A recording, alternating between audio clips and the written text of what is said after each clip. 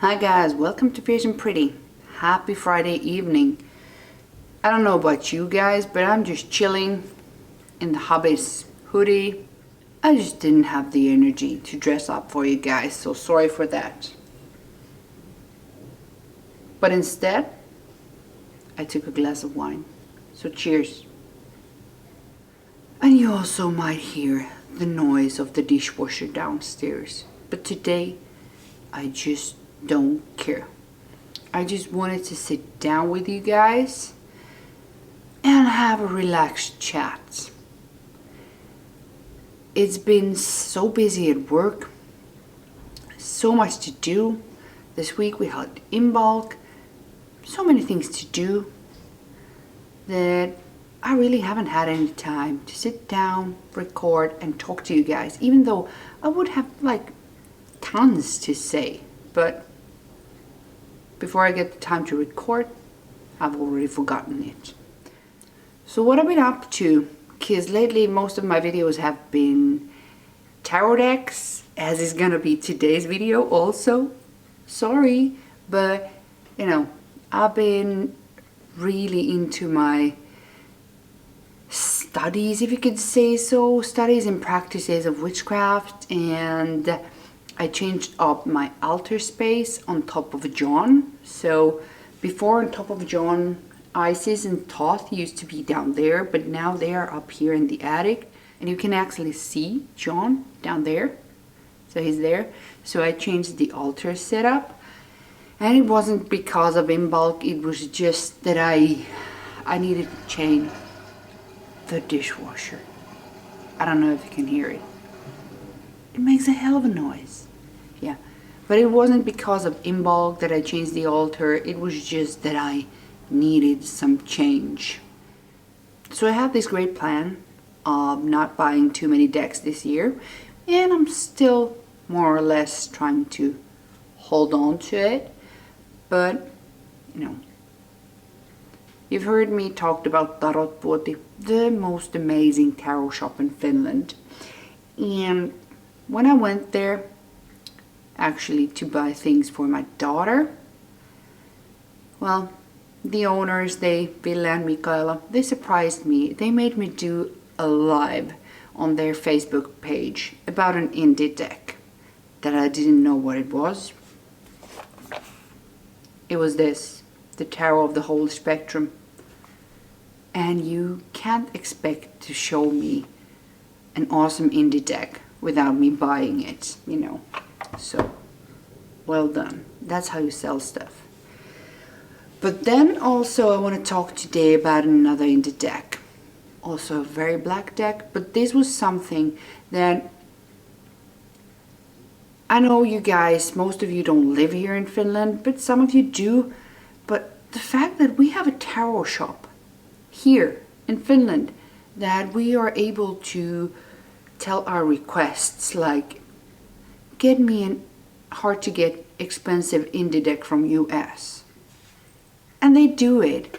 Because you know, sometimes getting your decks with the customs and the taxes and the postage and the delays and the things going missing, I love that we can have shops that can sell indie decks. Because now with the Brexit, it has changed things for many of us. Like, because there was Little Red Tarot, and now we can't buy from shops like that anymore, and I hate it. So we can support the small stores. But this one was my request, the True Black Tarot. And today, even though there's no point to do a walkthrough of these together, the only thing that is similar is that they're both really awesome and both really black. But because they are my new decks for this year and really black, so I thought, because I have my wine, I have my 2 new tarot decks, and I have an empty home. So I just want to sit down with you guys and watch some tarot cards. So feel free to grab a drink and let's just ramble about the cards. So it's kind of been my theme when I've been shopping at Tarot this year, to buy things black. I bought this. It's actually a silk scarf with the zodiac pattern. I just had to have it. It was cute. And then I bought this one. He's heavy. My huge obsidian chunk. Love him. He lives in my bedroom. And of course these two really black decks. So we're going to talk about these today, even though they have kind of nothing in common except the black edges and the fact that I love them. But when we were at Tarotpuoti, it wasn't only me that was shopping. My daughter was shopping there. She loves her crystals. And hubby, he got this amazing sword. And now he built, I don't know, a sword holder, what you would call it, out of horns to it, or antlers. So I'm really happy that he gets something kind of on display on our house, because my witchy shit is just honing all the place. So I'm happy that he gets to have his stuff also shown around. But let's talk about the creation of Arthur Wang's True Black and then Chase Voorhees' Tarot of the Holy Spectrum. So I didn't even know that this deck existed. I don't know why. I've been clueless, idiot. But the first glimpse, I just saw 2 cards when I was doing the live on Tarotpuoti's Facebook page. I saw the 2. When we reached High Priestess, I was sold, and and I said to the owner of the store that, can I shuffle it? And then I was like, I don't care, I'm gonna buy this anyway, so I'm gonna shuffle it, because for me it's always also about the quality of the deck on top of also the design. But the boxes of these decks both are nice. In the decks, this is huge chunky one. It has a great guidebook, but I'm not gonna go through it. We have enough good walkthroughs about the True Black Tarot, so check out those if you want a full walkthrough. Remember, this is the wine walkthrough with honey. And one of the inspirations to get this deck, you see, I got a drop of wine there already. Let's see. Can I get it out? Huh. I got it out. Because one of the reasons why I wanted to get this True Black and was the fact that it's durable deck. That it's supposed to endure liquids, whatever, scratches. And I'm gonna put it to the test. Hence the wine. Yeah. Everybody needs a good excuse. And then the Tarot of the Holy Spectrum. Also is a brilliant box. Beautiful design, holographic things. Both of these are second editions as far as I know. And I know that Chase Voorhees changed some cards in the Tarot of the Holy Spectrum in the second edition. But the True Black is as it always was. But let's start this weird walkthrough. I'm gonna zoom in. Okay, I was trying to struggle and figure out the best lighting, but I guess this is it. Let's see.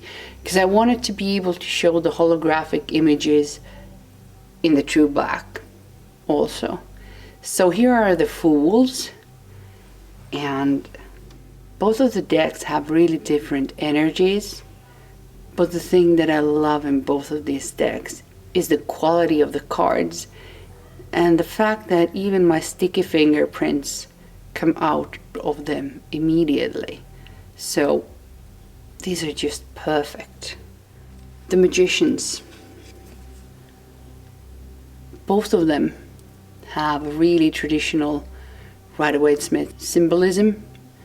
We have the lemnist skates, and look, even the colors, like the burning oranges of the True Black and the bright reds of the Tarot of the Holy Spectrum.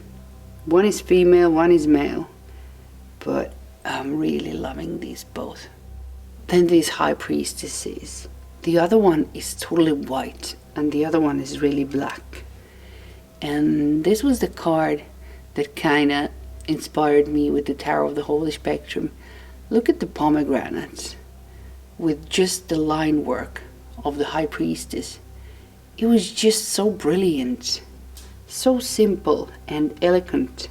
So I was sold with this deck immediately.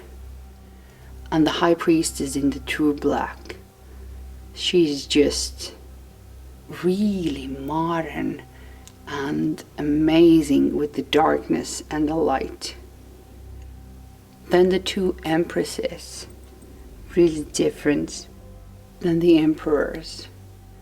And what I like about both these decks is that they have both found a unique modern way to look at the traditional cards. In the Holy Spectrum, you see the figure in the middle and the two guys that are normally down there. They're like stitched women up there.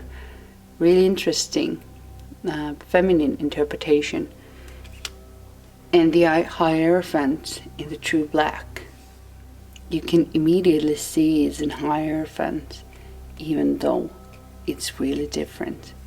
And I love the design with the holograms in the majors of this deck. The Lovers.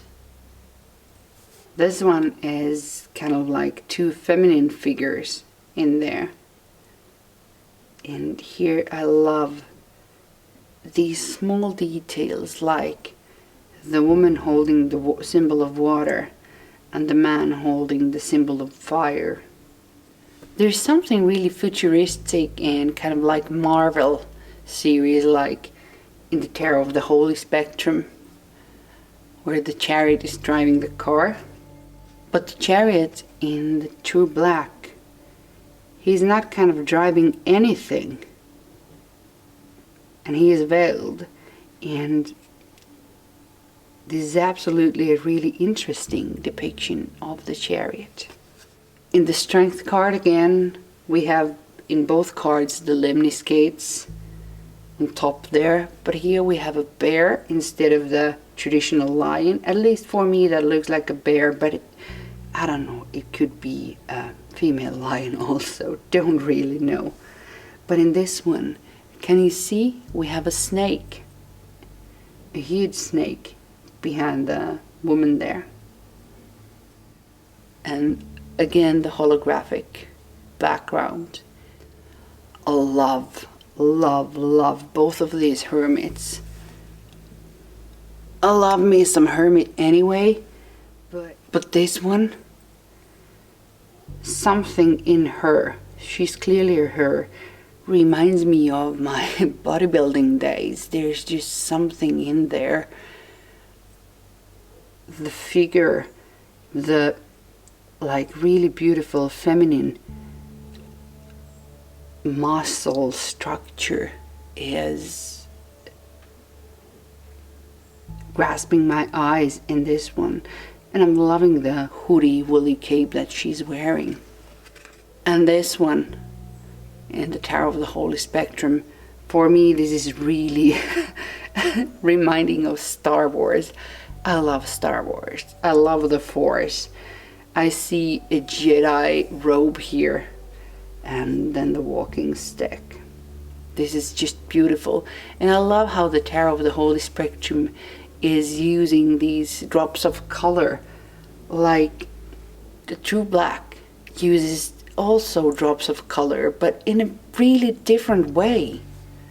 And that's why I find both of these decks super interesting.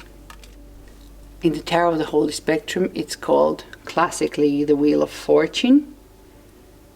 And the card has this kind of, and these images have this kind of 3D vibes when you move the cards. You can see some 3D in the shades of it. And in the true black, we have this beautiful holographic kind of funnel or tube going into the head and the brain of this four-armed figure sitting in a lotus position. And in this deck, this card is called Destiny. A lot of similarity in the simplicity of the Justice cards. And I don't know about you guys, but for me at least, this kind of sculpture-like nudity that is present in this deck is just gorgeous. They look like sculptures in the museums made out of limestone or something. And then the Hanged Man's. Now this time in true black. It's titled the Hanged Man traditionally, but in the Tarot of the Holy Spectrum it's called the Tethered One. And this card always makes me think about astral journeys. Then the Death card. Always the most important to a Scorpio. I really like these both. There are fantastic details in this one. Can you see him holding the skull that is kind of bleeding into the lily? There is so much in the simplicity of this one. But still, two of my favorite colors, black and green, and a skeleton in the Death card of this one. I gotta love them both. Very untraditional Temperance card in both. I'm loving the bright red in this one. And there you can see the yin and the yang symbol in hologram. And this kind of reminds us all about the classical painting of Michelangelo, but in a really nice futuristic way. The Devils, both of them have like really strong energy to start with. But the funny thing is that in both of these decks, the devil is kind of all alone there. There's no little man, no little woman in the picture. But I love the devil in the Tarot of the Holy Spectrum. See these sentences: I can't, I have to, you're not enough, fear, should, all these, no one cares. Like sometimes the devil is just shouting up in our own heads. Quite a traditional tower in this one, and a really interesting kind of cutting the sculpture in half on the waistline in this one.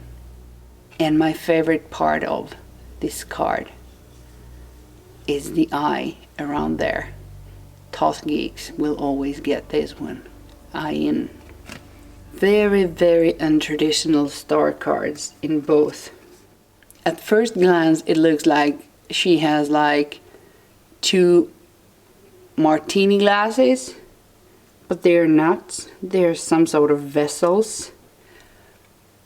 But I guess the star symbolism or imagery is more in the holograms there in this one. But there's some liquid pouring in those two little UFO looking like martini glasses. And this star card, I don't know, she looks tired. Like I can barely take a cup of water from this lake. It's very unusual star card, at least for me, but interesting. Moon cards, again, the Holy Spectrum is more traditional, but instead there are kind of like three paths going on. The path with the stag, with the wolf, and with a horse, and this lady here on the rowing boat. And the true black makes me think of a puppet master, but I'm loving kind of the waning moon that is dripping down here. Two sun cards, 0 naked babies. sunflowers burning down there. Simple and elegant symbolism. And in the Tarot of the Holy Spectrum, kind of like washed yellow sun on top of a black sunflower field. Here we have another name change. This one is called the Awakening. You see, all the other people are blindfolded, and she's rising up and taking down the blindfold. I think this is really brilliant, and I think many of us that have felt what one might call spiritual awakening or whatnot can really relate to this card. And in this Judgment card, I really feel the blame coming out of that finger in the True Black. And the World card in the Tarot of the Holy Spectrum immediately reminds me of the Fool card of this deck, and I'm kind of loving it. This is kind of like really completing the journey. It's just the same image but from a different perspective. And then in the True Black, it's a wee bit more traditional. She's holding kind of the globe instead of the wands or sticks or whatever. Sorry guys, I know I'm always super slow, but let's jump into the minors. And good tip, if you want this to go faster, put me on double speed and then you can laugh at my voice. That's what I do sometimes. I'll try to do this quicker and just point out something that catches my eye especially. The ones aren't as super clear in the beginning of the True Black, but still, if you look at here, you have the globe, you have like Rider-Waite-Smith symbolism in both of these decks. The only thing that I kind of wish with my simple brain would be that the color correspondences would be elemental in this deck, but it works perfectly fine with the kind of non-structured colored splashes. But I would love if I would see the yellows in the swords, green in the pentacles, blue in the cups, red in the wands. I would just love that. I think this one is beautiful, the Four of Wands, kind of like phoenix figure there. But again, this Four of Wands is really different. It's not like tying anybody to like holy matrimony. She's just opened the gate and running free. Really interesting depiction of the Four of Wands.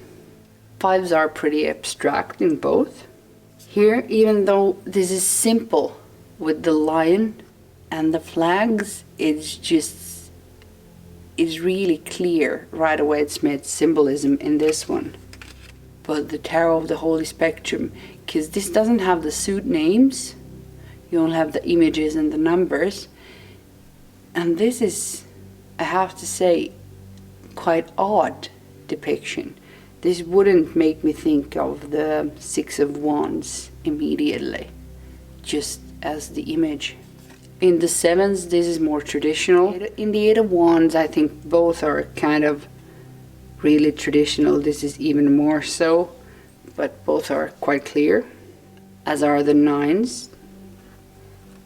And by the way, I love the fact how the True Black has animals with humans, because I just don't really love simply animal decks, even though I have one, but they're not my favorites. But I love the way how this one combines animals with humans. And in the Tens, quite traditional in both of them, even though here the guy is an insect who is carrying the weight. The Pages, the Knights, Queens, and the Kings. And let's jump into the Cups. Cups are my favorite suit in the True Black. I love how you can see the water. Like this image makes me thirsty. It makes me want to drink a huge glass of water. It's just, I think the cups are the most amazing suit in this one. And here the image is kind of not very clear in the beginning, but there's a forehead with ears, eyes, and a lemniscate in the forehead in the background. So I love that these images aren't just like simple, easy, that you can immediately see what's going on. You need to look for a moment to see what's happening. And here you can see that there isn't such a logic in the colors. The colors just are there without any elemental correspondences. But again, look at the water, look at the fishes, look at the way that he's playing with the light and darkness. I'm just mesmerized of the cup suit. Both of the threes are really traditional, even though this is super simple. But you see, it clearly is the Three of Cups, as is this one. And here again, the play with the lights. It's just simply breathtaking.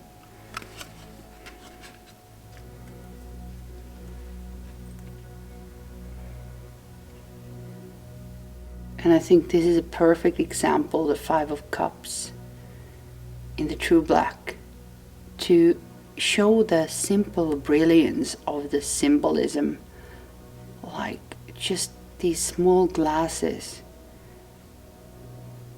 This one is cracked totally, and these have like, these are starting to crack. Just simple brilliance, I think. And the Holy Spectrum is a bit more traditional with the Five of Cups. Here are the sixes.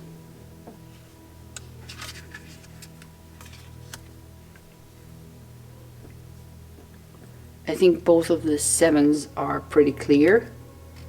This one is more happening on the level of the mind, and this one has kind of a bit more traditional symbolism.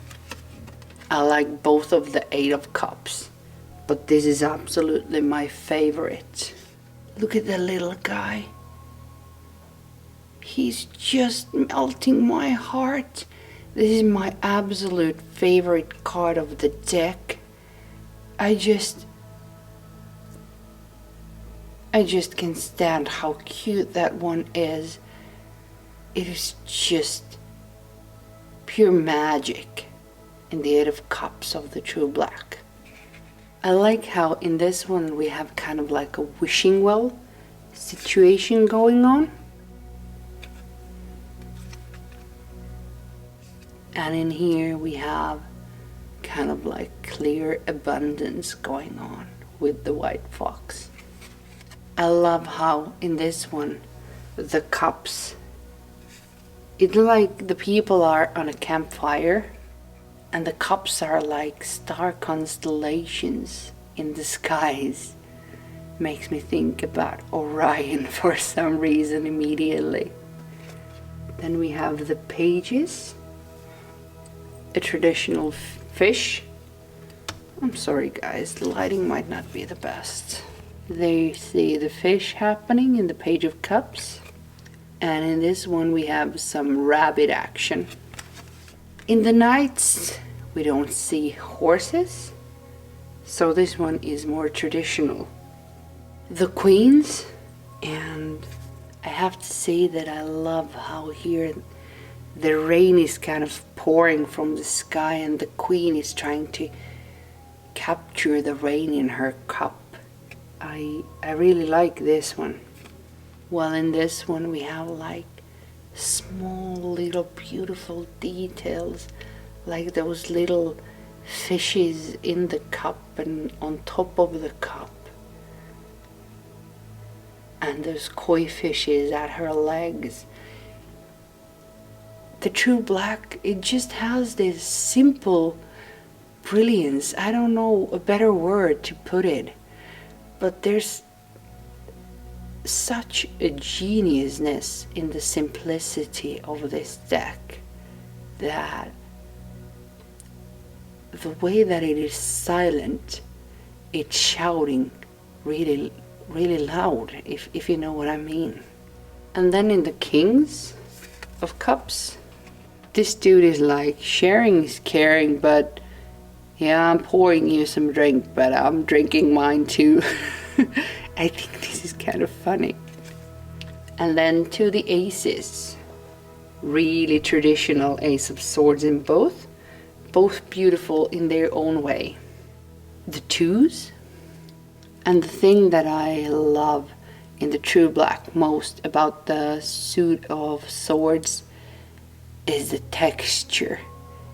It's amazing how they captured the texture of the metals in such an amazing way in just a standard sized tarot card. Simply brilliant. Quite traditional Three of Swords. No big revelations there. Fours, really traditional. But here, again, look at the texture of the knife. It's just so captivating. I don't know. I'm just hooked. Both of the fives are not like really typically traditional, but here you can clearly see who is the winner, who are the losers, and I'm loving here. Can you see? Mistakes. All the swords are in the mistakes pile or box, and then he's writing down the solutions. So there's some modern, like really everyday tangible stuff in the Tarot of the Holy Spectrum. At a first glance, this is a more traditional version of the Six of Swords, but with the True Black you need to go deeper. Look, there they are. The boats are there. They are just in the mist and really small. But when you look at it here, under my eyes, I can really see them. But this is one great example of the brilliance of the True Black. Both of the sevens are interesting. Neither of them look like really cunning. And I don't know, for some reason, I can't help to think of a lab rat in this one. And that kind of makes me really sad, because I've just seen this really cute video that the hubby showed me where a rat is taking a bath and it's washing itself like a human, like under the armpits and just rubbing the butt and everything with soap. And it was the cutest thing ever.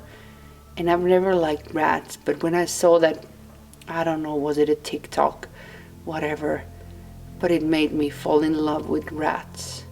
Again, more traditional in the Holy Spectrum, and the nines are equally traditional in their own way, even though there is kind of the flavor of 10 of Swords.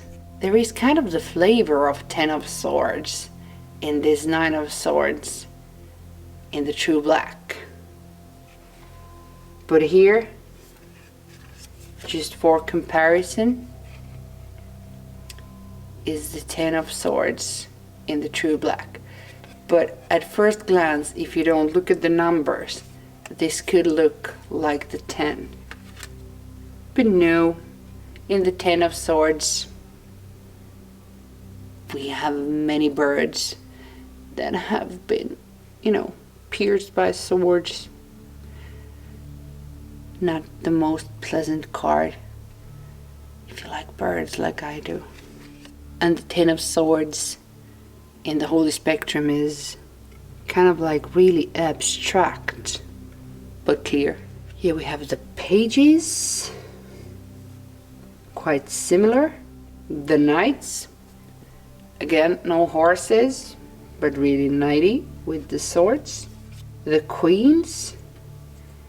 This makes me think about the Iron Throne a lot, but really similar crown thingies on top of their heads.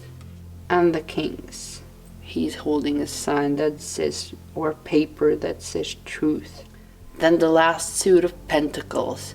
I'm sorry guys, it's taking forever, but you know me by now. This is one of my favorite cards. I love this close-up frame from a pentacle, that there is a little baby plant growing.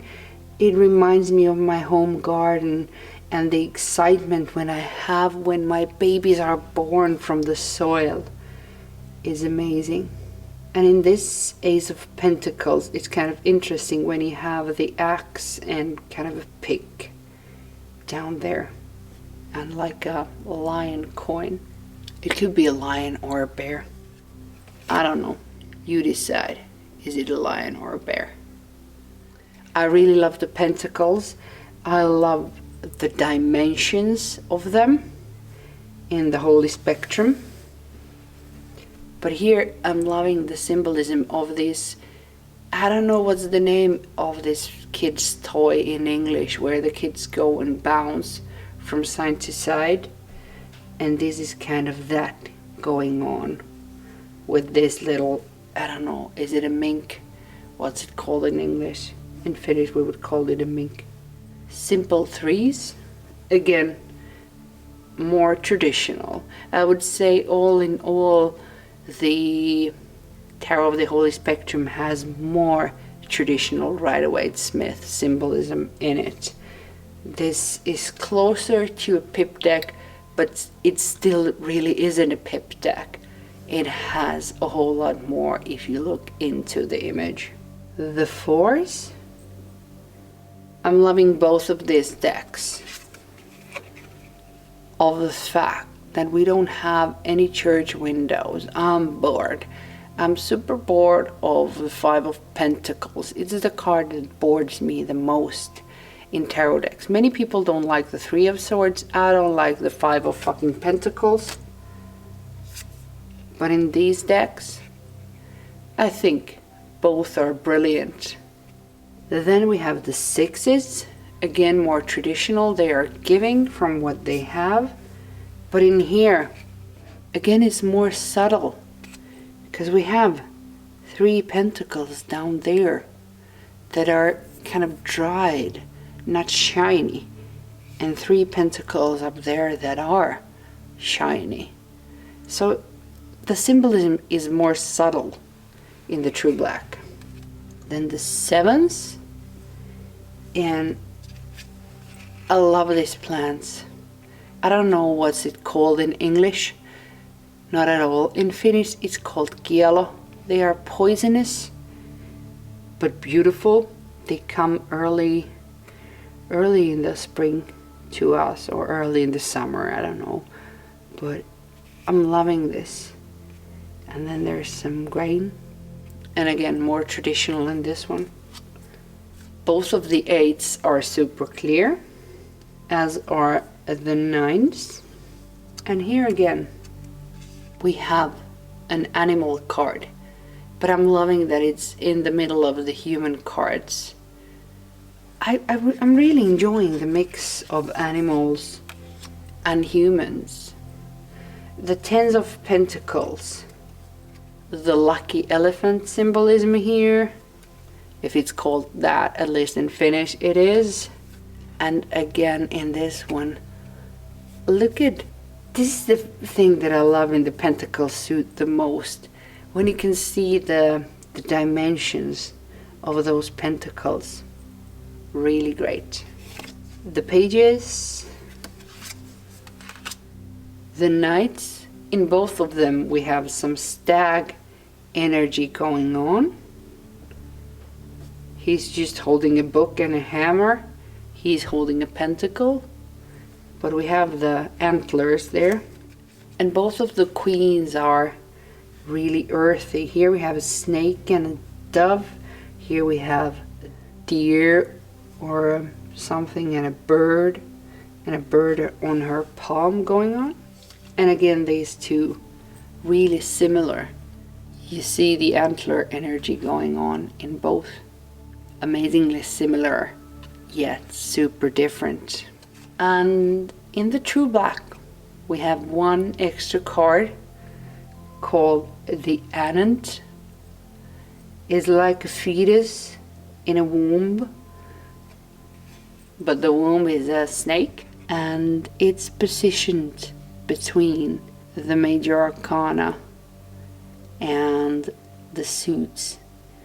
It is kind of the unmanifested potential.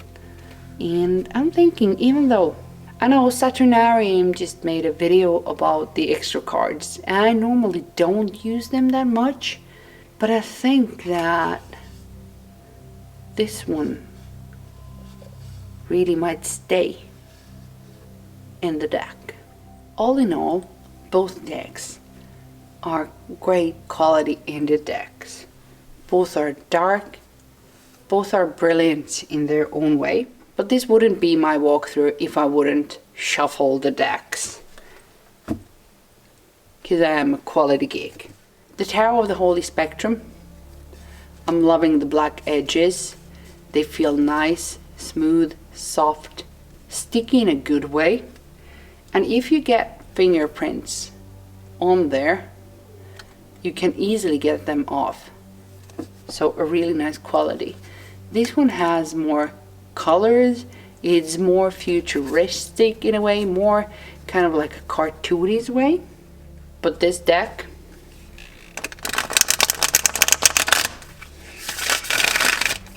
you can have a perfect riffle. And there you see some fingerprints. Let's do this. And they're gone. So that's good. So it has a beautiful riffle.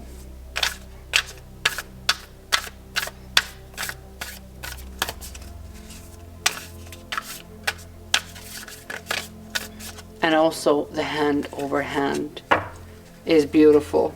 And the color palette when you're doing a spread is nice. If we throw some darker majors also in the game. Both of these decks are like, what is the concept of Fierce and Pretty? Fierce and Pretty is all about the darkness and the light. How tarot can be deep and yet beautiful. That's kind of the essence behind the name of my channel. And the true black. The holographic cards, backs, as are the majors with the holographic images. Smooth and silky. And the reason why I wanted this deck in the first place wasn't so much for the art, it was the quality of the deck. That it is supposed to be durable, like you can put wine on it. Tested it and it survived my red wine. So that was my main interest for getting this deck. But now when I've seen the imagery, the play of light and color and darkness, I fell in love. But this deck, I can't still riffle it in one. If I divide it in two and I try to riffle,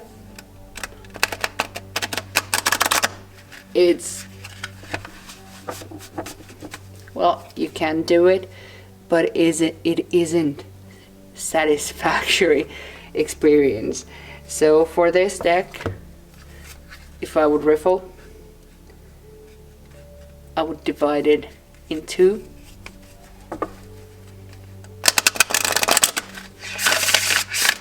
Then riffle the first half.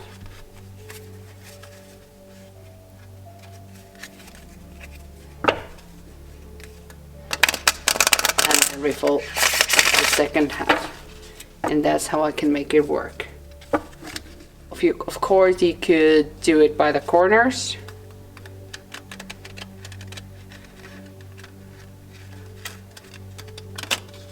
I'm not really good in this, as you can see. I don't normally do it that way. But it's like my moon child and star child. I need to riffle them into separate sections. But let's see with the hand over hand, because this boy, it's chubby, and they both actually are. Both of them are thick, but still the true black is a lot thicker. Let's just grab a Rider-Waite Smith next to comparison. So here's a Rider-Waite Smith neck, and the whole spectrum is like, I don't know, one suit thicker or something. Hard to show, but it is. Card size equal.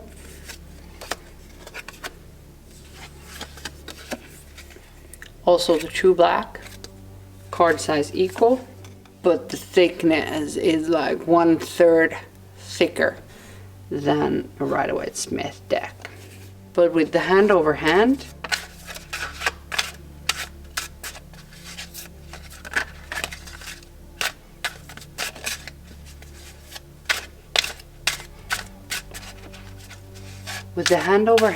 even with the foils and everything, it moves smoothly.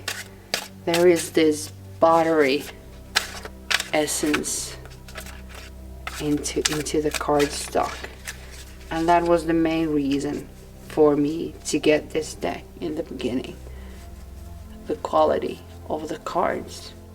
Look at the edging. It's just so beautiful. I really love edged decks, but I hate the shitty gilding in that edging.